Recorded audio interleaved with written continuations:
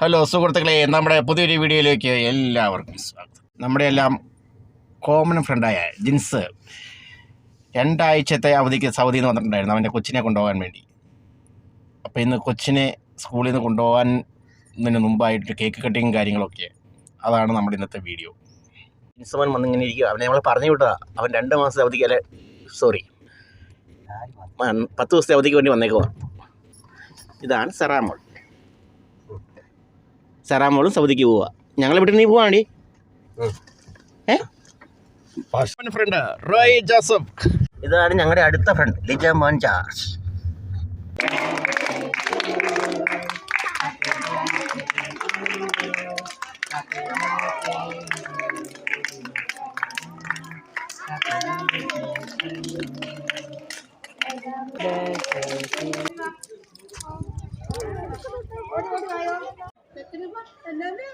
അപ്പോൾ ഇന്നത്തെ നമ്മുടെ വീഡിയോ ഇവിടെ അവസാനിക്കുകയാണ്.